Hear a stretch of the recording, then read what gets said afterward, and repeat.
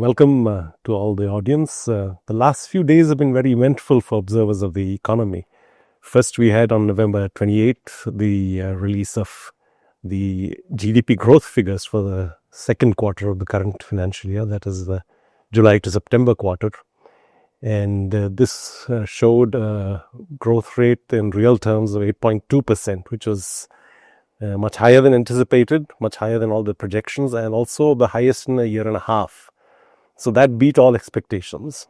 And soon afterwards, we had the paradoxical figure coming out from the industrial growth estimates for the month of October, which is not exactly coinciding with the GDP estimates, but nevertheless, it shows that there's been some kind of a sharp discontinuity, and that showed that industrial growth had only increased by 0.3%, which is the lowest in many, many years. So there are these kind of contrary trends emerging, and all this happens under the shadow of an exercise by the International Monetary Fund, the IMF, based in Washington, D.C., which is a kind of watchdog and oversight body for international financial flows, and kind of monitors and surveils economies worldwide.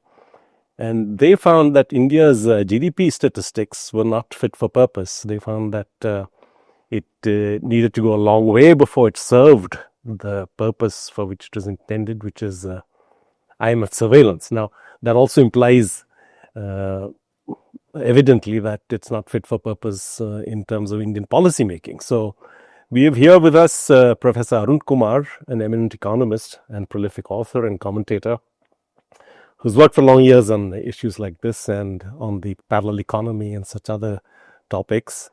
And he was till recently a professor at the Jawaharlal Nehru University and continues to be a keen observer and commentator. So we'll start with posing to him this question of what he makes out of these recent events, and where does he see the economy right now, and where does he see things going? So thank you for having me. The first point that I think I'd like to make is reliability of data. Because if data is not reliable, then saying we are fastest growing economy, 8.2% growth, that doesn't sound very credible at that point. And as you rightly said, if you look at the other data, that data is not so good, like for instance, unemployment, people complain of a lot of unemployment. If an economy is growing at 7%, 8%, it should generate enough employment. And in India, 94% are in the unorganized sector, only 6% are in the organized sector. If the unorganized sector is growing at anything like 7, 8%, it would generate a lot of employment. Then this problem of unemployment, etc., would not be there. Second, the recent data seems to suggest that a lot of investment projects have stalled or have been withdrawn. That also suggests infrastructure projects. Yeah, are you referring to infrastructure projects? In the aggregate, one of the newspapers carried this news that many of the projects that were supposed to be taken up, they have now stalled or they have not been taken up. That FDI has turned negative, net FDI. So more FDI is going out than is coming in. That also indicates that there is something not really right. So all this seems to suggest, in terms of the field, that things are not okay. And in that context, the IMF is very significant. I would say that even though they have come late to this assessment, it has been there. But it's better to be late than never. Correct. The IMF only began this process some 2 years back. I think. Yes. This is the first time. The point is, last year also it was grade C. Oh, okay. This year also it's grade C. But this year, because the Hindu picked it up, so I think it's come up in a big way. Last year it didn't get picked up. Mm-hmm. Now, what they're saying is that the data is dated, the data has problems. Mm-hmm. So they have listed out, for instance, that we're still using the 2011-12 base data series, right, whereas we should have changed that. That's also true of consumer price index, CPI, that we're using the 2011-12 base. Then they also point out that how discrepancies in the data have been large between the the expenditure side and the production side.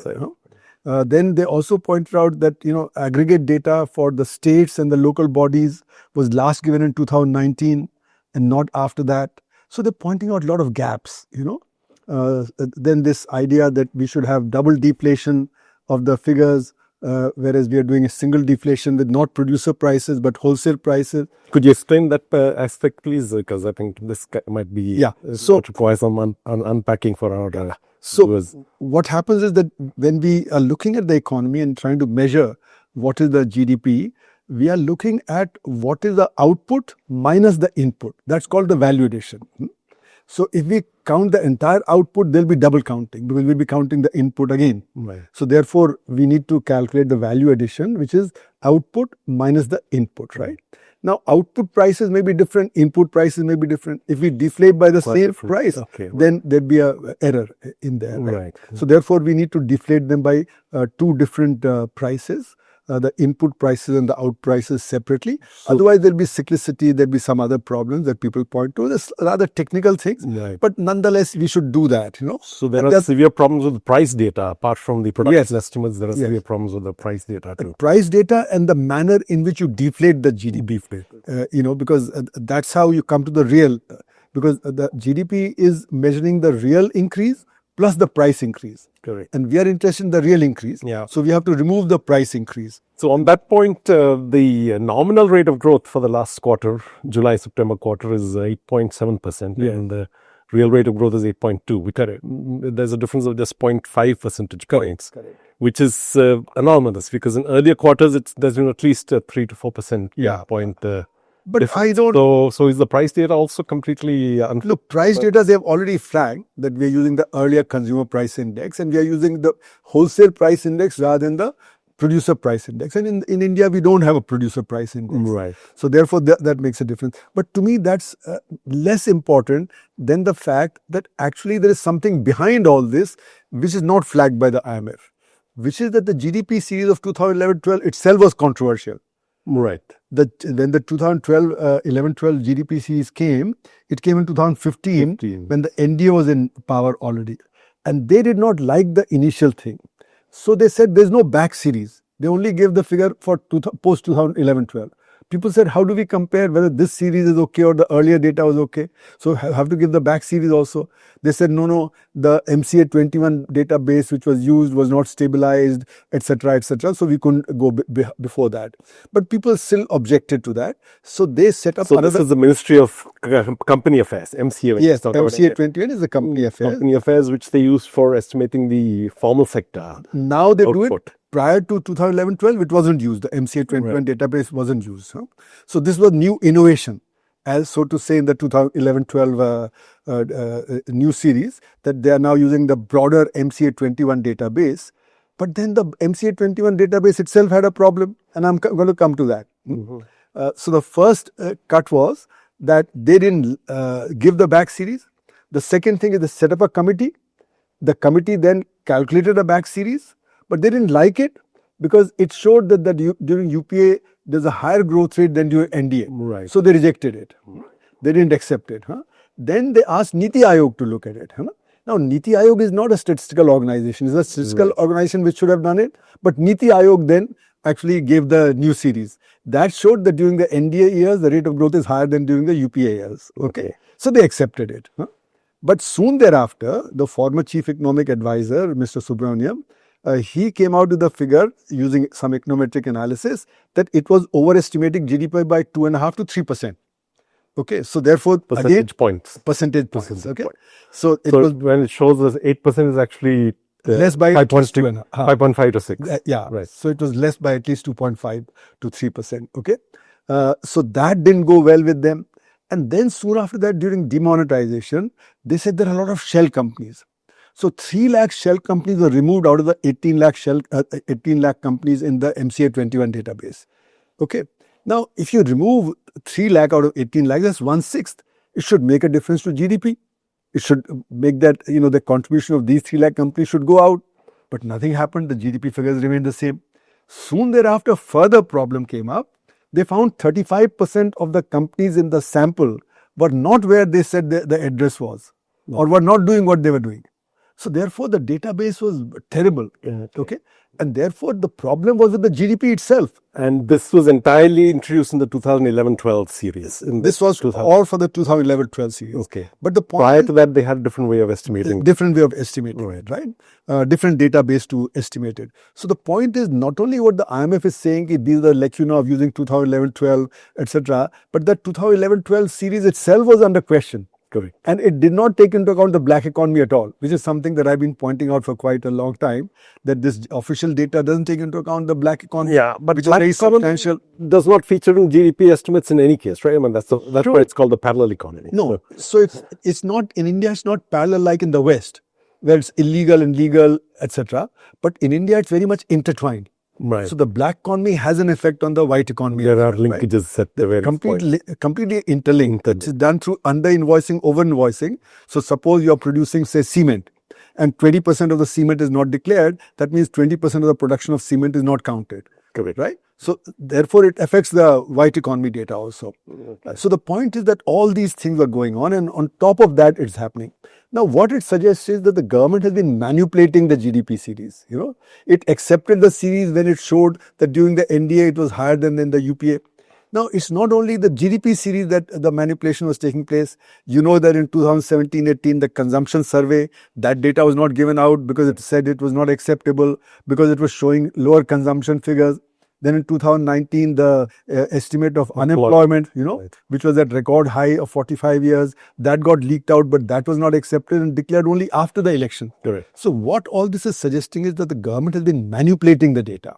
So all through these years, when there was a recorded drop in consumption, or at least a very sluggish growth rate, and also when there was a rise in unemployment, 2017 to 19, the growth rates continue to be high. So that's an anomalous situation. No, so my take on that is that that's the other thing we need to point to, because the IMF has also first time flagged the fact that the informal sector data is not properly measured. Right.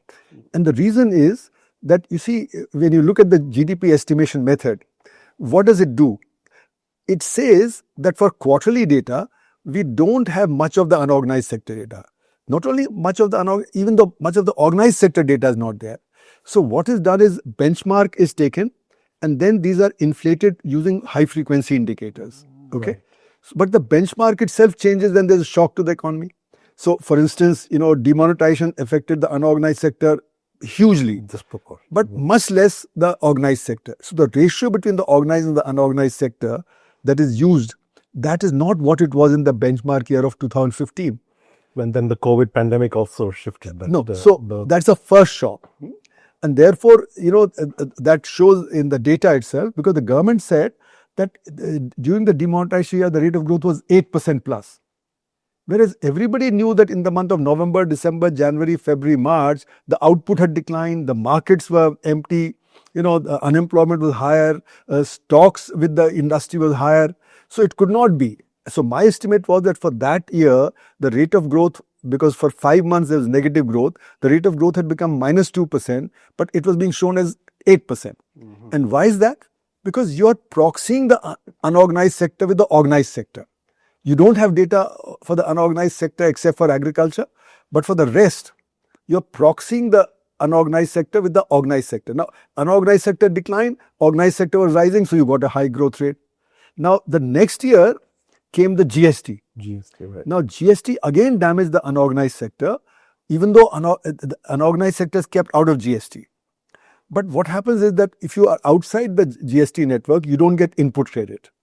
So your price doesn't drop. Mm-hmm. The organized sector gets input credit.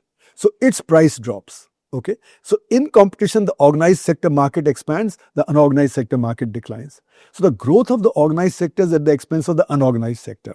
Okay. And then the next year came the NBFC crisis in 2018. Again, that damaged the unorganized sector much more than the organized sector. And then, as you rightly said, pandemic came in 2020. And here the effect was huge. Large number of people migrated from the cities to the villages, and in such terrible conditions with the heat and the children, children on their shoulders and dragging their luggage, etc. No other economy had that. So the unorganized sector again got damaged, and people moved from cities to the villages, and they still haven't come back. And that's why your labor in the rural areas in agriculture has gone up from 44 to 46%.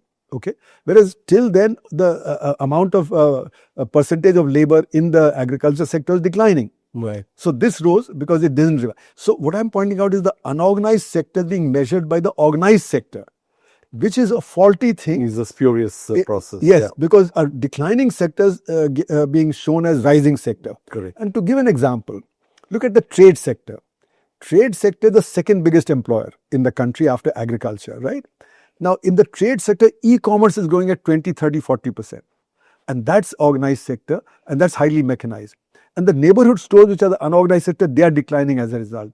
So, people have shifted from going to neighborhood stores to e-commerce and to malls and so on.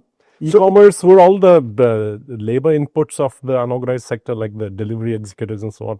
Would that be counted within the organized sector output, or would that be... No, that labor is unorganized. Unorganized. Okay, but the organized sector is rising. Right. Okay, so a lot of the organized sector employs unorganized sector, like take Maruti. A lot of people are now contract They use workers, a lot of subcontracting. Subcontracting and so on. So the workers remain unorganized even though they are working in the organized sector, right? So my point is that this e-commerce and malls are highly automated, right, and mechanized, whereas the neighborhood store is labor intensive, so on, right? yes, yeah. So therefore the employment declines. Similarly, you see it in many other sectors. The report is, say, from your say leather goods sector. It's from the pressure cooker sector. It's from luggage industry. It's from FMCG. That the organized sector is growing at the expense of the unorganized sector. Right. So the faster the growth of the organized sector, the faster the decline of the unorganized sector. So in one of my articles, I showed that the unorganized sector has been declining at between 5% and 9%. So what is being shown as growing at 6.5% is actually declining. So there's 11.5% purchase there. So the data is off by 11.5% for the unorganized sector. Correct. So the unorganized sector, non-agriculture, is about 30%. So if that's off by at least 12%, then it means that 3 to 4% is being overestimated. So instead of 7.5%, your economy is going at maybe 2.5%, 3%. 2.5%, 3%. Yeah, you've emphasized a lot on the informal sector, the unorganized sector. Now, I think this has been the blind side of policy making. Yeah. In 2007 to 2009, you had the National Commission for Employment in the Unorganized Sector, Right. NEUS, Yes. which estimated that about 92% of the total workforce was in the informal sector. And since then, we've had the removal of all the protection. Yeah. Probably, you had Correct. the reverse migration of the COVID pandemic years. You had a huge increase in the demand for employment guarantee under the Correct. National Rural Employment Guarantee Act. And so, if anything, that has probably increased. Yeah. Edge 2 has probably gone up. 2017 Rajya Sabha question answer. Okay. 94% is 94%. Yeah. So Now- I've been using that 94% Now, figure. so I think there's been a belated kind of awakening on the part of government about 4 years back when they announced that they would start an annual survey of Correct. unincorporated Yes. enterprises. ASUSE, huh. ASUSE. Has that made a difference to the estimation? There are a couple of problems there. One is it's not being incorporated into the GDP calculation as yet. So it's the old method that is still being used. That is the benchmark estimate and projection. Now, I have a problem with projections also. If you are using last year's data and projecting it to this year, then that creates a problem because last year was a good year, this year is a shock year. Right? In the shock year, the economy declined, but because you're projecting from last year, therefore the decline would not show up as much, right? And then the next year data, again you project. So again, it shows an overestimate. So these projections are a problem. And unless you change the benchmark estimates and unless you check the high frequency data that you're using, the problem will remain. Second is the high frequency data is mostly from the organized sector. So Right. Could you explain what this high frequency data is? How is it relevant to estimation of the informal So when you get the quarterly data, then they tell you that they are using benchmark and moving it with the high frequency data. High frequency data means that data which is available regularly, monthly, quarterly, and so on, right? Because you need to move that benchmark estimate to the current. So therefore you use some proxies. Right. These are proxies. Like what would airline come- travel, Oh. like commercial vehicles purchases, freight traffic, and things. But these are mostly organized sector.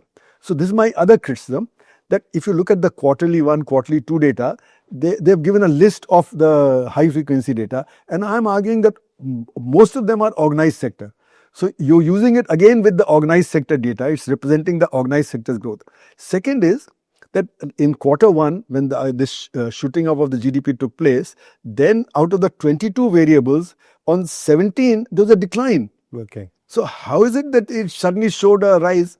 So if you say that you're using some other high frequency data, then give that list. But you're not giving, on the basis of the list that was given for the quarter 1 data. So there's a lack of transparency. There's lack of transparency. And then for this quarter also, out of 22, 13 are still declining as compared to last year, the same quarter. So again, how do you do it? So what are the other high frequency data, etc., that you're using? So in other words, there's lack of transparency as far as the quarterly data is concerned. Now, then they say, okay, for the annual data, we get more data. But then this method of calculating the quarterly data and then giving the annual series revised estimate and so on and so forth, there should be a gap, because this is a different method, that's a different method. But why is there no gap, or why is there very little gap? There should be a considerable gap in that also. So therefore, they have to come out clean, and that's what the IMF report is flagging, Right. that in February 2026, a new GDP series is going to come out, and a new consumer price index series is going to come out. Okay. Right. Now, we don't know what that will mean, because I think the manner in which the unorganized sector data is to be captured, the proxy variables, the high frequency data, all that will have to be changed. So we'll have to wait to see what comes out of that. So this base year question is very important for GDP estimations, obviously. Now, I think in the first 50 years after independence, we had, I think, 5 changes in the base year. Yes. And the first 15 years of this century, the 1999 to 2014, you had 2011. you had three different base years being introduced. So that suggests there's a more rapid structural change going on in the economy, does it? Or Yeah. And so there's a failure to update base year for 14 years is a serious problem. Yes. But then once they do it, now the sampling process always uses benchmark, which is the census data, to Yes. estimate whether the sampling is representative or not. Yes. So census is also delayed. Now, 2027, they're going to probably get the first trickling in of census data. Absolutely. So will that mean that the new base year is going to be obsolete just when it's introduced? So I was going to come to that the next issue with all this is that, lot of the data that's collected by the statistical departments, that is based on the census data. Because that census data tells you the demographic, profile, Right. old people, young people, and, different You need to compare the consumption sample with the universe. Otherwise, So that is what, now there's been a big change since 2011 when the last census was done, right? We should have done it in 2021, if not in 21, 22, if not 23. Most countries did it in 22, 23. We haven't done it. So this is the other thing that everybody's flagging, that because of the old census data, your surveys are incorrect. Your consumption survey, your employment survey, correct. Then your The samples are not representative. Samples are not representative, and then this labor family health and this thing survey, NHFS, Right. National Health and Family Survey, that data is used to show poverty is decline. Now that's very funny, because in 2000 it compares 2015-16 NHFS survey with 2019-21. Now why 1 year and 2 years here? Okay, these 2 years had the pandemic in them, which is not comparable to the earlier thing. And during the pandemic, you saw that incomes decline, so welfare decline. Welfare is one component. Education, students couldn't go to schools and colleges, etc. So education decline. Health decline, you saw people dying in 2020, etc. So how could it be that you had 25 crores coming out of poverty? That using that deprivation data, deprivation data. So there's something very grossly wrong, because then that survey is extrapolated to 2023-24. Now the incorrect data on deprivation is being projected further. So that also you're playing around with. So all these surveys which are used for estimating various things in the GDP and so on, those have also turned out to be incorrect. So that's the other problem. That's the added problem that the IMF has not really looked at. They also removed the director of the National Family Health Survey, right? Because one of the surveys showed that child malnutrition was increasing. That's right. That's right. Yeah. And they appointed a new person. I don't know if he's produced the results that they want. No, so manipulation is widespread, in other words. But what is it in it for them? I mean, is there a political dividend from showing high rates of growth? But then, if it does not reflect on the lives of most people, how does it matter? Is it that, or is it the thing to keep the markets happy? Of course, the markets are happy because the organized sector is what they are interested in. So the stock market represents only actively traded scripts, say about 1,500. Whereas you have 6,000 large companies, you have 6 lakh small and medium companies, and you have 6.5 crore micro units. So of the universe of about, say, 7 crores, you are proxying with only 1,500 companies which are actively traded in the stock market. And they are the ones to which the government is catering. Okay. But also, apart from that, even the MNCs are interested only in that. So the IMF and World Bank are also interested in the organized sector. They're not interested in the unorganized sector. And the third point is that for political purposes, it's good to show that India is Vishwaguru, that India is the fastest growing large economy, it is good propaganda. See, the poor have been poor for so long. They only, are happy that, maybe we are not doing so well, but the country is doing so well. And you saw that in demonetisation year. So the demonetisation year, even though everybody saw that poor people suffered enormously, and the rich people went to the back of the bank and they got their money changed. And that's why 99.3% of the all currency came back, even the black came back, right? And yet the people said it's good because the rich were in the same queue as us, whereas no rich was in the same queue as them. Right. But the propaganda worked. The UP elections, they did very well soon after the demonetization was done. So in India, this creation of the image is very important. And I think in the world itself also now, creation of an image is very well. Because in the 50s and 60s, you used to have leaders which had a broad vision. Now you have leaders who are photogenic. Whether it's Tony Blair, whether it's Clinton, and so on. This idea that you have to project a positive image, that has become very important. So this giving good data, we have reduced poverty, we are doing this for the country, we are doing that. That is a very good propaganda point for them with the common person. Providing upbeat data and projecting a photogenic image, right? Good for public confidence of the leadership. Is that it? But then there are other kinds of anomalies, serious anomalies. Like for instance, the stock market hit a new high in the last few days. The currency touched a new low. Yes. And yet the economy, they claim, is growing at record rates. What do you make out of all this? This very contradictory bundle of signals. It's the organized sector doing well. That's what the stock market is representing, right? Currency not doing so well is, I think, the effect of Trump and the great uncertainty that he has created. This idea that, there may be a deal with Mr. Trump soon, that boosts the stock market, because with what Trump has done, our trade is suffering, especially the labor intensive sectors are suffering. The unemployment there is going up, so India is diverting its trade through UAE and through the Southeast Asian. So the recent data showed that our trade with UAE has gone up, with Southeast Asian countries has gone up. And that's probably because we are selling in the US market through them. So that the 50% tariff would not apply to them. But what it also means is that the profit margins of the organized sector would be hit, because they'd have to sell to some middle person and then deal with their. So their margins are going to be affected by it.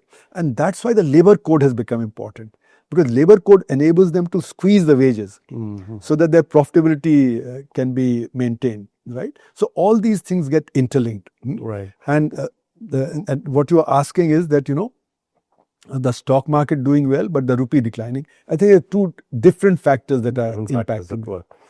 So ultimately, we had a serious curtailment of GST across the board just recently.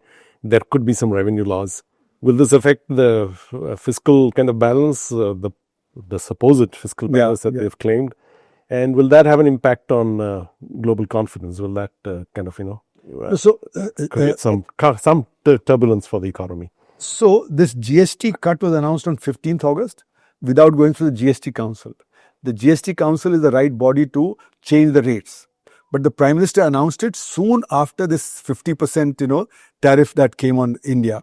And it was expected that that will lead to a lowering of the demand. So they needed to boost the demand. So this GST cut was supposed to enable the demand boost to take place. So even though they made noises saying, no, we were planning for it, etc., but the sudden announcement without going through GST Council meant that it was response to what Trump had done. Now, what is the implication of that? The implication is that the goods produced by the organized sector get cheaper. Automobiles and your televisions and various other things, right? So the demand for that will go up. But that will mean that the unorganized sector will be further compressed because demand will shift. So if you are eating in a dhaba, you might eat in a restaurant, okay? If you're buying something from the neighborhood market, you might shift to your e-commerce and to the malls because there the things would get cheaper because the organized sector. So my argument is that this GST cut benefits the organized sector at the expense of the unorganized sector because the unorganized sector is not in the GST net. Yeah. So the cut here doesn't affect them. So therefore, actually it will have a negative effect because if the GST cut leads to a further decline in the unorganized sector, unemployment will grow. Because the employment generation in the organized sector is very small. Yeah. It's so automated and so mechanized that it doesn't really generate much. So even though 80% of the investment goes into the organized sector, right? But the proportion of workers in the unorganized sector remains around 94% for a very long time because the organized sector doesn't generate. So my take is that the MNCs will be happy, the big industry will be happy, but for the economy as a whole, probably it will be negative. So the purpose of the GST is essentially to bring all enterprises into the same value chain, so that everybody can be, can claim the input tax credit and so on. Is that not working in that case? No, is that's working. But you see, the unorganized sector being outside the GST net means it does not get the input credit, right? And therefore, its price does not drop. But the organized sector gets the input credit, so its price drops, right? So in competition for the same item, the price of the organized sector declines, the price of the unorganized sector remains. So there's a demand shift that takes place from the unorganized to the organized sector. And therefore, the demand shift means that the organized sector grows at the expense of the unorganized sector, right? This is what I have been arguing for the last many years. And in my GST book also, I have given this thing about it. And earlier also in EPW also, I have written about it. So the point I'm making is that this cut in GST is actually for the organized sector. This is not for the unorganized sector. And the real problem is with the unorganized sector. That's the one that's been declining. That's where the major employment is. And if you hit that again, then again the unorganized sector problem will increase and the unemployment problem will increase. Right. Thank you so much, Professor Arun Kumar. Thanks. That's been very enlightening. Thanks a lot.